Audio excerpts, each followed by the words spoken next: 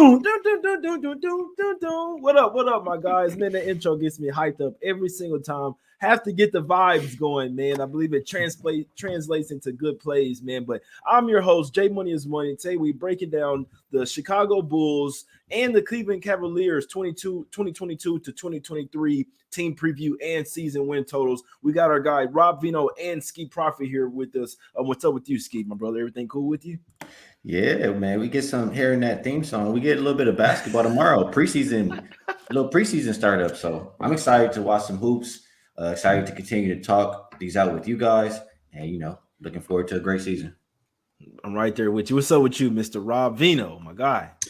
Yeah. Like you guys, busy, right? It's that time of year when the NBA, like Skee says, tomorrow's preseason, and you got to pay some attention to know what's going on for opening day. So it just adds to the list of things to do, but it's a fun time of year for us. We wouldn't do it if we didn't want to. So glad to be breaking them down here with you guys today, the Bulls and the Cavs. Let's see if we can point the people in the direction of money. Yeah, hey, I know that's the direction that I'm trying to head into. That's what we do on this channel. Yeah, it's a nice time right now. We got college football, NFL, man, NBA coming up here. The time is now. Still some baseball as well. But let's get into it, guys. Let's get into first one up. We're going to the streets of Chicago here, man. We got the Chicago Bulls. Win total sitting around 43.5 points, guys. I'm reading. Oh, Lonzo Ball, our guy, Skee. His guy is Lonzo Ball, man. Not so sure what's up with him. Obviously, he started back training, and then now he's saying he can't even run or jump, so he's going to have to have that surgery. It's really tough. He is the starting point guard for that team over there. Have guys like DeRozan and Levine coming back. They're going to need Vooch to play a big role here. They also did get Andre Drummond as well, offseason acquisition here, Skee. How do you feel about – we have to talk about the Lonzo Ball situation because it could matter big for their win total. Yeah, it's no secret. I've been a big Lonzo guy. I think he's one of the top perimeter defenders in the league. And that's what the Bulls, the Bulls need that from him, from Caruso, et cetera, et cetera. So I think it's a big blow. And we look around them, everybody's getting better. I don't see too much that the Bulls did to get better this offseason. So I do think that's a big blow. Yeah, that's facts right there, Rob. How you looking at this? How do you think this Lonzo Ball injury, him possibly being out the first couple of months, can affect this team total, the win total? Yeah, it probably affects it negatively, Jay, right? You just have to read what Billy Donovan said about the situation. Goran Dragic is his best point guard, his only pure point guard at this point. And Dragic won't play heavy minutes. He said, so you're talking about a guy who's your best that can go maybe 16 to 18 and give you good 16 to 18 minutes. But after that, it's on the shoulders of Ayu Dosunmu. It's on the shoulders of Kobe White. It's on the shoulders of Alex Caruso. And none of those guys are true ball handlers. It's a problem. It's a real problem. And like Skee said, not only do you make a guy who's not a true ball handler your number one point guard, let's just compare it to Marcus Smart, right? And then, just like Marcus Smart, you ask that same guy to go down the other end and be your best on-ball defender out on the perimeter. It's a lot to ask of a guy like Dosunmu, of a guy like Caruso, of a guy like Kobe White, guys who haven't done it. So I don't know, Jay. It just doesn't shape up well. I actually went through the rosters thinking to myself, well, maybe Chicago could trade and find themselves somebody's backup point or somebody to share minutes with Dragic to make it a full game, But I don't know. At that point, you're bringing them in with preseason starting tomorrow, and you're going to teach them your entire system, and they're going to mesh right away. That's probably not a great idea either. So I think the Bulls are kind of stuck where where the point guard position is concerned. Yeah. Hey, real quick to your point, Rob. I think last year too, when they got Vooch, it's like it threw off the chemistry a little bit. So just the mid-season trades don't always work out so great right away. Yeah, I want to get to the Vooch in a second because he hadn't looked as well as we thought. He hadn't been the Orlando Magic Vooch over there that we thought that they thought they were getting. He's really underperformed. But I want to talk about the guards again, guys. I think Dragic is like obviously he's lost a few steps. He's definitely on the down. Like this may be his last year in the NBA, guys. In all seriousness, Kobe White, he needs to take that jump. He can play point guard. He's a smaller type of guard, but we've seen him do it in college. He just hasn't really fared well in the Bulls. They were actually talking about possibly trading Kobe White over there. So to Rob's point there, if they were trying to trade some guards, Kobe White would definitely be in one of those packages. That's for sure. I'm not so sure. I like Sumnu. He's a good defensive guard. No, I don't trust him running the offense. Goran Dragic, you can't trust him to stay healthy the whole season as well. He's not necessarily a starter as well. So that Lonzo, like they need Lonzo to be playing 40 minutes and he's not out there. It's going to be tough, but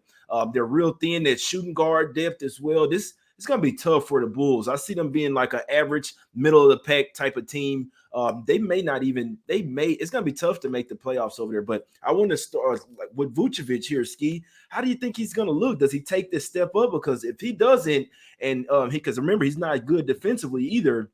And that's kind of what they've made their calling card the past few years for the Bulls. What do you think about Vooch? Does he take a step up or take a step back this year, Skee? My opinion would be take a step up just because, we've all played basketball and been on new teams, et cetera, et cetera. Sometimes when you first get over there, you're not as comfortable. You don't know everything that's going on. So after a full, half a season and a full off season and all that good stuff, I think he'll look a lot more comfortable and more like his old self. It's really, they don't need him to do as much as they needed him to do in Orlando. So maybe that's also a thing too. But what you said about the defense, I mean, it's only Alex Caruso I see on this roster who's really stopping anybody. So that's going to be a problem for the Bulls in general. And hold on, Skee. PJ Williams can play some freaking defense now. Okay. Derrick Jones Jr. Why. is only there for defense. I'm not saying he's a starter, but Patrick Williams is a defensive stopper. I don't trust this team. That's what I'm getting down to. And if I got to say the main reason why I don't trust them, I mean, I don't think this team got any better. And last year, they weren't any good versus good teams. We talk about the whole conference getting better. They were 13-26 versus 55% when teams are better. If you can't beat any good teams and everybody's getting better, how you going to get to your win total? That's how I'm thinking. That's facts right there, Rob. What do you think about that? Yeah, I can't disagree with any of it. I would say this to your point, Jay. They did. Well, let's start with Vucevic, right? He probably gets better because of the presence of Patrick Williams, right? Here's a guy who only played 17 games last year. He didn't have power forward next to him for the most part, right? And Alex Caruso only played 41 games last year. This is a team that was banged up. Certainly there were times when DeMar DeRozan was the only real player on the floor for that team last year. So hopefully, health aside from Lonzo stays good for them, and maybe they can be, it probably helps Vucevic. I would think that's the answer to your first question. And of course, with the other two guys, maybe playing full seasons, they're the same team. I mean, the best argument I think I can make is they'd be the same team. Skee hits on a great point. They couldn't beat good teams, and all the good teams got better. So how are you going to beat them now? It doesn't make any sense, right? Common sense, logic school, right? Skee, we're going to go to logic school right here. And that logic tells me that, they can't be better. Billy Donovan, to their credit, Jay, a lot of the stuff I read, Dosunmu got in the weight room to get better. Patrick Williams got to work to get better. Vucevic says he's going to cut down on threes to score more near the rim, which you'd like to see out of him. So a lot of positives there, but in a crowded conference, I just don't know. You look at some of these numbers, 7-1 to win the division. They're the third choice. I don't think they're going to win the division. 30-1 to win the conference, 60-1 to win the title. And the Bulls, really, without Lonzo Ball, they're rated right now as a play-in team. That's maybe the best we can get from them. Play-in. Bulls to miss the playoffs. Plus 175. What you think? Oh, does that include the play-in tournament, or like that include that's 1 through 8, right? The actual playoffs, or does it include the play-in tournament? 1 through 8. Oh, they might not make 8. I don't see it. Yeah. I did not see it, bro. If they had, it's crazy. It's really crazy because Lonzo really kind of takes him to another level. I'm not that high on him as Skee is, but he is obviously the best point guard on the team. He is a two-way player as well. It's just crazy because their ceiling is with their starting five. They're definitely a top-heavy type of team. We saw that last year when LaVine went out and everything's on DeRozan. It was really tough. But guess what? DeRozan, LaVine together with an actual point guard, and then make, you know what I'm saying, if Vooch can be serviceable. Patrick Williams not an offensive guy by any stretch, but he's getting better offense. But guy's a really good defender. If they had Lonzo, it's literally like night and day. With him, they could be a really good team, possibly 6, 7, 8 seed. But without him, I don't see them making the playoffs. I don't see them going on that win streak that they went on last year as well. So this is gonna be a tough one. I like DeRozan, I like LaVine, but it's gonna be tough over there. Especially we'll have to see how Andre Drummond looks as well. So he could be taking a huge step back as well. But yeah, with Dragic on the floor, that's a fade for me. If they're talking about Dragic starting, I'm fading that shit, especially early season, guys. I'm sorry, I've seen enough, man. But anything else on this one, Skee? So what we doing with the win total? You liking the under? Yeah, I'm pretty sure that I bet this one under 44.5, but 43.5, I still think they struggle to get there. And the more we talk about it, hearing you guys on the same wavelength as me, Bulls plus 175 to miss the playoffs sounds pretty good. Yeah, that's facts right there. They're saying in the chat the East is deep. That's a good point there, Rob. Like you said, they have the Cavs and the Bucks in their division, man. It's gonna be tough. And the Bucks basically own the Bulls as well. We know that they put them out in the playoffs again last year, but the Bucks basically just own this team. Rob, what are you thinking on this win total? Yeah, last year coming into the season, Billy Donovan said we're a small team and we'll have to do creative things to compensate for our lack of size, interior size, especially. And they're still really a small team, to tell you the truth, guys. But I would say this, to the points that were made amongst us to start this segment, they're not a great defensive team. And that would lead me towards looking at totals here. We're talking about a couple of situations where Lonzo Ball not playing the other team's point, it could lead to points for the other side. I think the Bulls have scores. I mean, we saw it last year. They do have scores and maybe enough scores to push games over the number. I'd be interested to see where odds makers adjust. Sometimes they over adjust. A guy like Lonzo Ball done for 3 months. Oh, we got to knock 5 points off their totals. If they do, I think the Bulls could be a really good overplay early on till people catch on. And I'd especially say that, guys, from their defensive standpoint, they're just not that good defensively. And other teams should be able to score on them. They're not necessarily a slow team. They probably have to play with a little pace. Dallin Terry from Arizona, that's another offensive player, their rookie that they added to the team. So I would say game by game, I'm looking toward over, to your point about season over under wins. 43.5 means they have to go 43-39. I don't see that happening.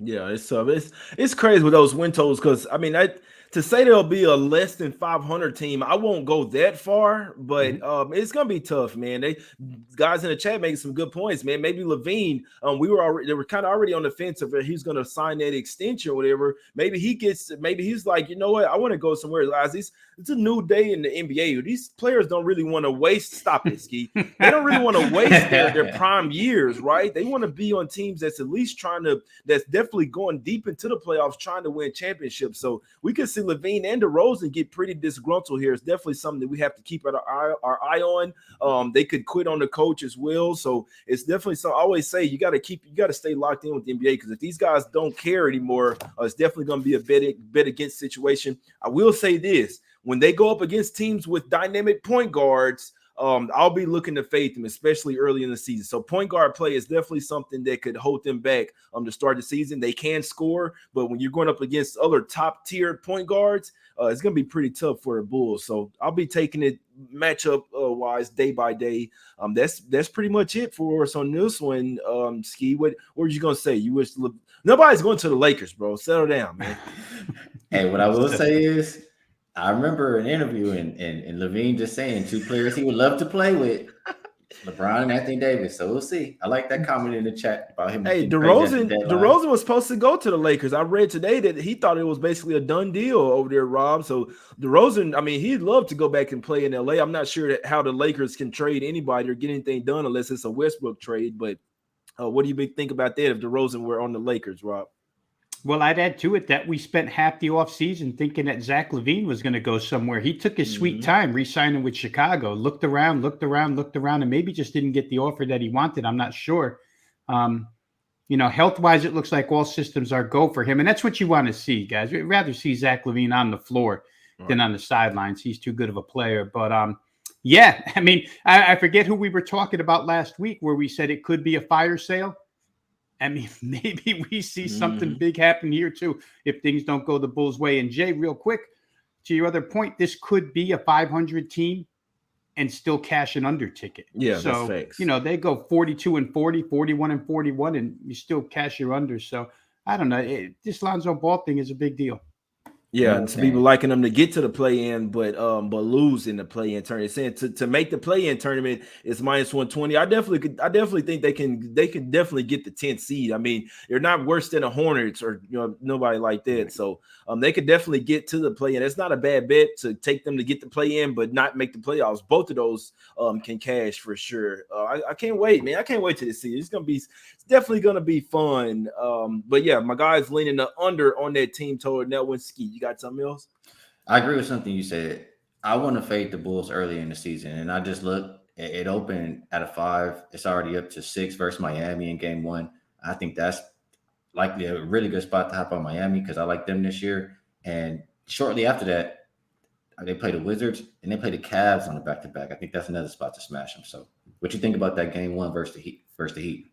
It's going to be a tough. I need to look into it more. I'm not a big fan. I'll tell you something. This is a gem, something that I'm going with because I've used to the past few years. I've lost a lot of money early season or lost some bets. So I need to get this shit figured out. I'm starting to figure out you want to take the younger teams versus the veteran teams. It's almost an extension of preseason. So I need to obviously like with Lowry starting. I'm not a fan of that. I'm not a fan of the really old players start. Like when I say Dragic as well. So if we see Dragic versus Lowry starting out there, it's going to be hard for me to bet that game. But that's what I'm starting to learn because I also heard LeBron say it takes him about 15 to 20 games to get in game shape. That just leads me to leave. That's why I've been losing these games early season. We're taking the quote-unquote better teams, but they have more veteran aspirations as well. They're trying to get to the finals, so they don't really care about early season. It's extension of the playoffs. So I guess I said all that to say I'd actually lean Bulls plus the 6 in that game. Hey, we'll see. Yeah, I hadn't looked into it too much. I'll get into it more. I don't have to play every game, but definitely look into it. But guys, let's get over here to the Cavs. Robert, you got anything else? What do you think about that game versus the Heat? Yeah, when you said veterans in early season, it made me think of Trae Young again. Who cares about the early part of the season? He's right? not even a veteran. So, yeah, he's not even. And where Miami's concerned, hopefully some of their young legs in the backcourt stay healthy. Tyler Hero, Gabe Vincent, these guys that are young that can play, maybe ease the burden of minutes on Kyle Lowry here this year. Mm-hmm. Yeah, that's fact. We can't forget, man. He's pretty old, man. He's pretty old. But let's segue into this. I can't wait to talk about this. Let's talk about this, man. We got the Cavs, the Cleveland Cavaliers, blockbuster trades. You know what I'm saying? They got Donovan Mitchell over there. Oh man, I love it. You got Darius Garland, Mitchell. You put him over there with Mobley and Jared Allen. This is going to be a tough team, man. Once they figure things out, Bickerstaff's shown he's a really good coach as well. Here, guys. What are we doing here, Rob? What do you think the Cavs are going to look like this year? I like them, Jay. I have to say, I went through this roster this morning, and there's such a good combination. They have 3 guys that can protect the rim.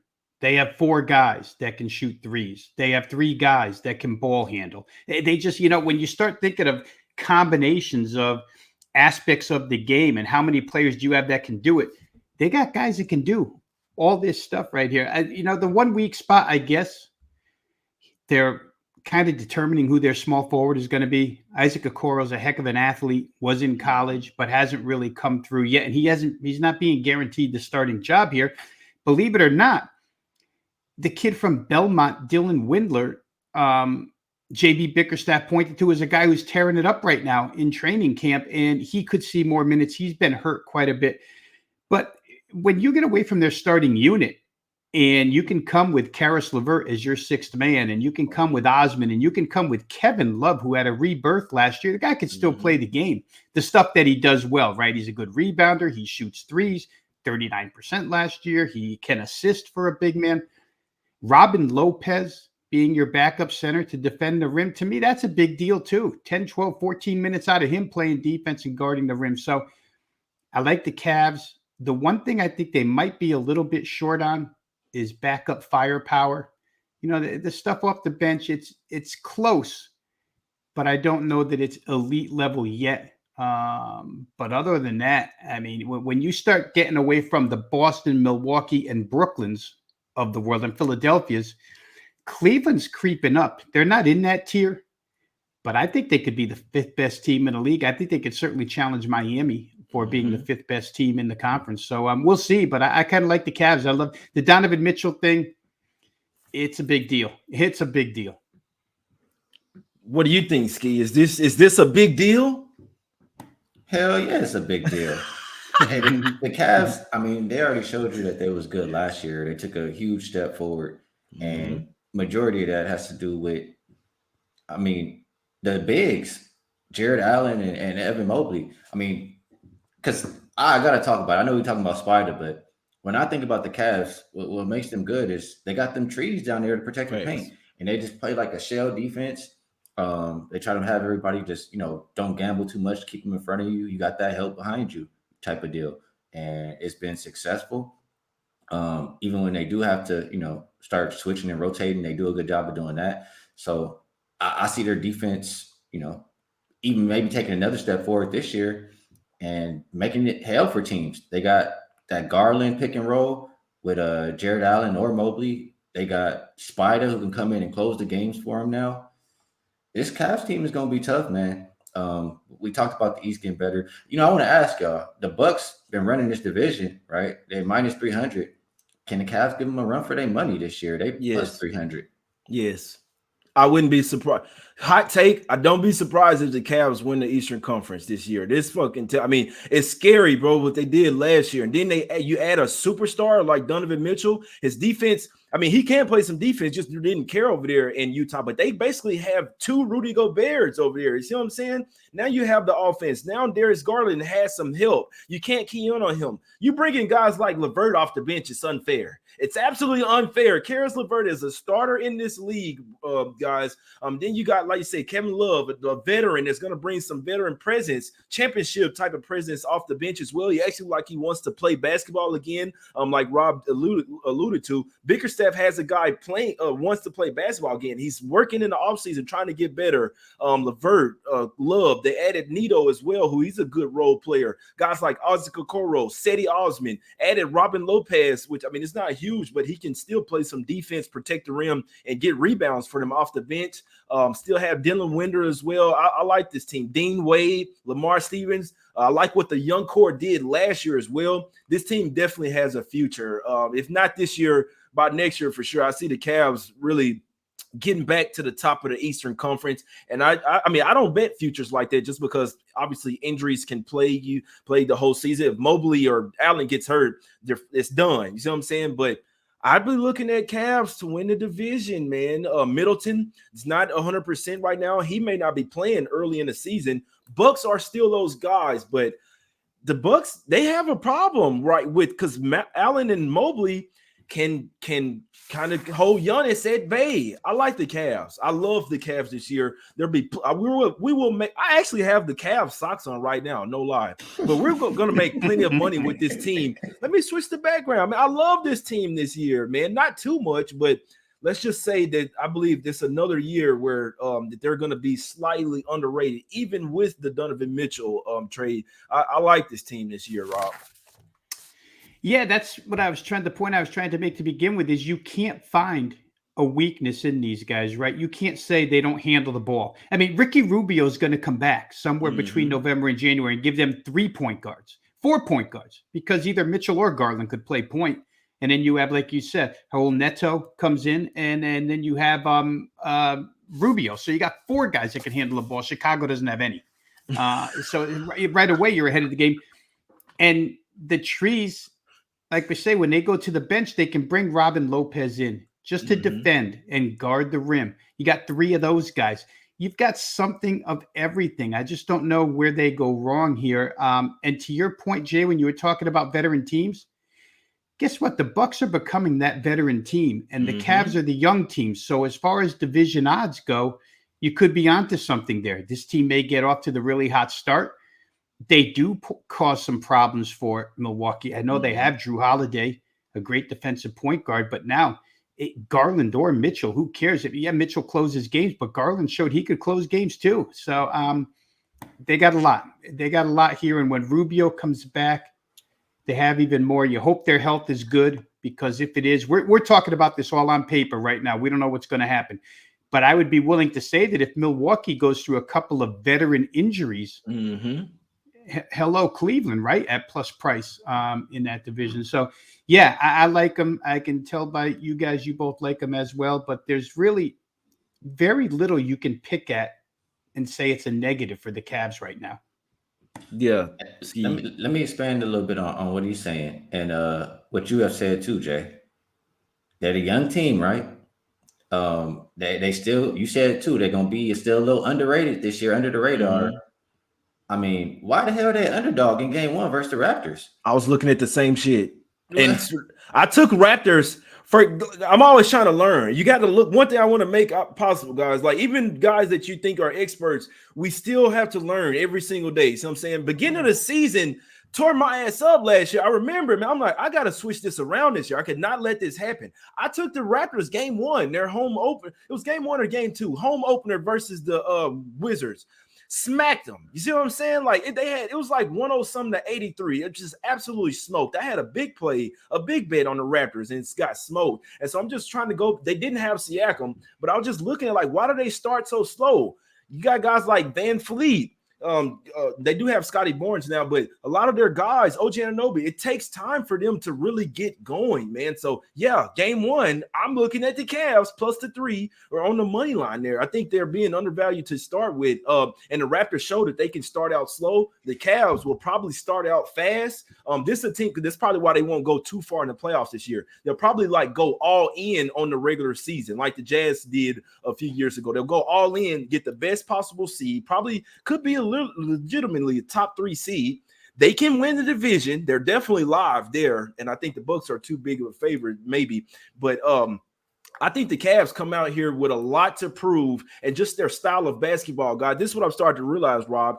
They when you care about defense like they do, regular NBA teams don't do that. Like they're not paying their focus to defense like the Cavs do. So yeah, when you go and play them, it's tough, man. Like nobody likes good defense on them, man. Trust me, I know. Skee. So what? I like the Cavs in that game 1.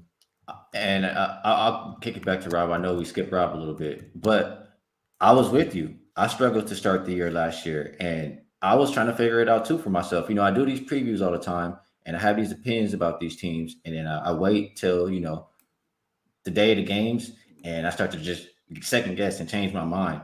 And the initial way I was thinking when I'm doing the previews was the correct side. So I'm just not going to be scared or nervous and just roll with how we're feeling. So I like it. It was +7 as an opener. It's down to +3. I don't think they're going to be an underdog when it starts. And even further than that, I talked about that spot. The next game that they play, they get 2 or 3 days off, and then they play the Bulls on the back-to-back. I think you take the Cavs game after game after game to start the season. That's facts, Rob. What you think about that? Yeah, to the point that we've been making here, guys, the Trees and Cleveland, give JB Bickerstaff credit because he came up with that. But then 2.5 months later, who else figured, hey, let's do what Cleveland's doing in New Orleans. All of a sudden, Jackson Hayes is in there and they're putting trees. It's contagious if it works. But in the NBA, we all know, the 3 of us know that it's a lot harder to get guys to buy into defense than it is offense. Everybody wants to get up and get their 20, but not everybody wants to come back and play the other end of the floor. And these guys want to play it. They play it with heart. JB Bickerstaff, I saw a quote from him. He expects out of Evan Mobley to be among the finalists for Defensive Player of the Year this year. He's putting that on his shoulders. He's not saying that like I think he's going to be in there. He's saying, no, this is what I'm demanding of you. You have to be in the Defensive Player of the Year candidate list at the end of the year.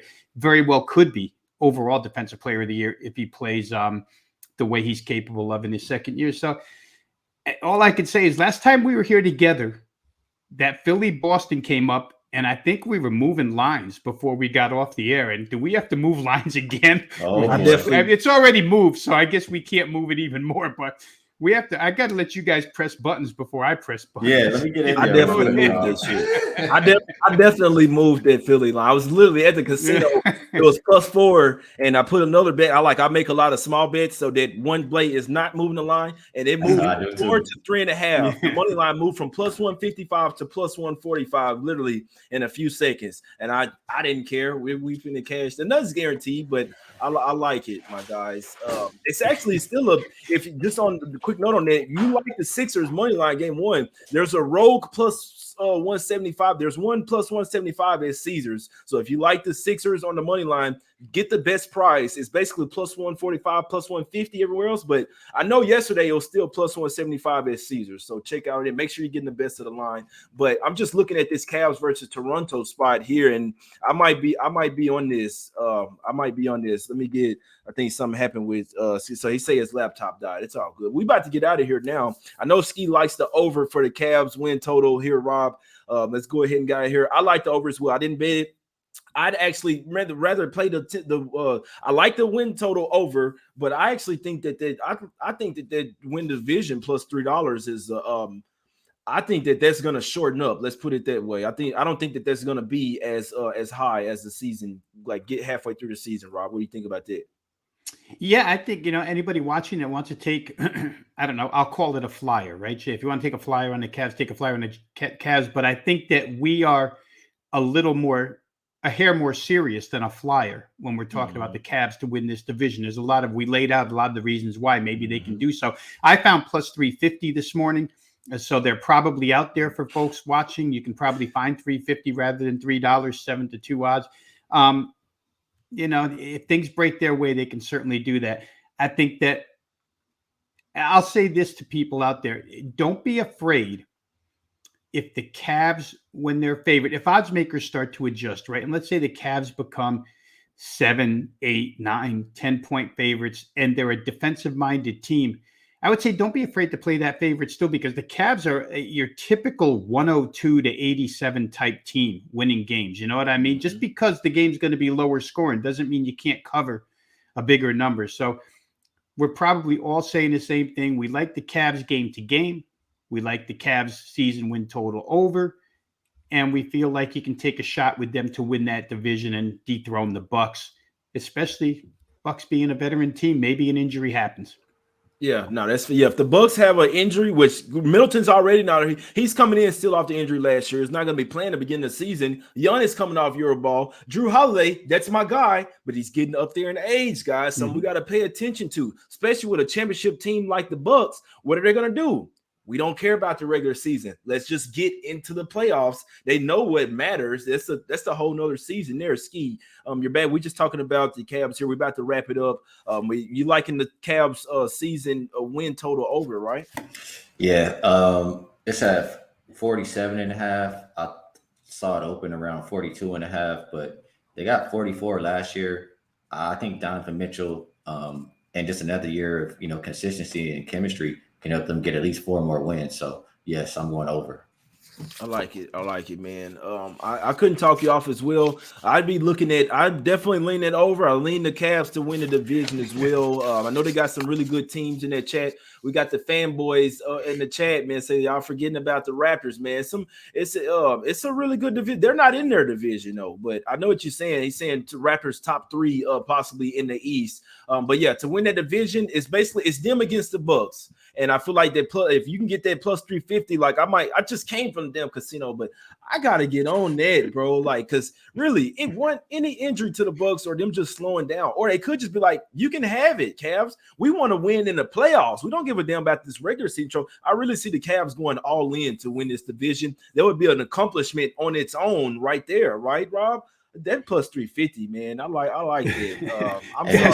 The Cavs have the 6th most scheduled wins. So as far as like strength of schedule, easy schedule, that fares well for them.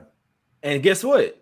Even straight up, I'm taking the Cavs versus the Bucks right now. Like, they could be playing in Milwaukee laying 7 points. I'm all over the Cavs in it. Like, I don't think the Bucks can fuck with the Cavs right now. Especially, they already couldn't fuck with them really without Mitchell. Now he's there. You got another 3-point shooter over there. You can't zero in on Garland. They have a closer. It's about to get scary. I like it. Guys, let me give you this real quick before we get out of here. Let me give you this. I want both you guys to give me an answer. Either you buy in or it's garbage. Here's a quote from Donovan Mitchell. With the extra offensive talent around me, I'm going to focus more effort on the defensive end of the floor. Buying in or all garbage? I'm buying in too. So there you go. I mean, if you add Donovan Mitchell with defensive intensity to that team, they're tough. It's just an added extra weapon on that end of the floor. It's crazy, but there may be some unity here, guys, and some cohesiveness now that already existed, but they get an all-star piece to buy right in with them and their style of play. Could be really good. And he actually likes his team. He likes his team, his teammates. That's could be even more scarier right there. You get Donovan Mitchell that actually wants to play with his guys. He actually likes them. It's going to be scary, man. Let's get some money with these Cavs this year, guys. I appreciate Rob for coming on with me, Skee as well. We definitely be doing more of these previews.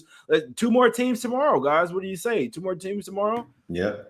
Sorry, guys. I had to go to the casino, man, and pick up. I got to handle my business, man. So that's why I wasn't around. But I got to handle my business first, and then we'll come in and knock these team previews out, my guys. But that's Rob Veno. Go follow him on Twitter right now at Rob Veno Sports. That's Skee Profit. Follow him as well on Twitter at Skee Profit. Both of these guys have plays up on WagerTalk.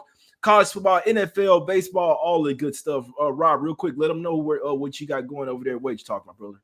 Yeah, WagerTalk.com. First of all, if you're not a member already, just go over, drop your email address. You'll be a member and privileged to all the free media content that we do as a company every single day. Analyze almost every single game on the board each and every day. So you want to do that first and foremost. If you're interested in selection packages, go right over there to WagerTalk.com. Mine are always available. I will say this, Jay, and we'll have we might have this tomorrow for everybody. I'm not sure. I'll try and find out. But they are at WagerTalk running a promo, a little combo promo for me and Skee as far as NBA season is concerned. There's a little video commercial for us and a promo, a coupon code. So if I can get a hold of it or have them send it over to you, we'll certainly let everybody aware of that tomorrow.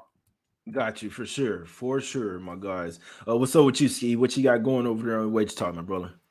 I do have another top play for this week in NFL. My top plays are 3-0. And on NFL so far this season, about 63%. So I've been doing well there. Baseball, yesterday I did have a loser, but in general, I've been doing pretty good. A little bit above 60% my last 56 plays. So you can find all my work at WagerTalk, all my shows, everything else I do, I tweet out on Twitter. And I appreciate you having me, Jay. Anytime. Yeah, we back right here again tomorrow, man. 1 p.m. Eastern with the next 2 teams of my guys. 2 teams coming. What's the next 2 teams? Rob, let me see. What we got? Denver? We got Dallas. Denver? It can't be Dallas. Can it be Dallas, Jay? There you go. Who we going through tomorrow, my guys? Just real quick. The next couple of teams.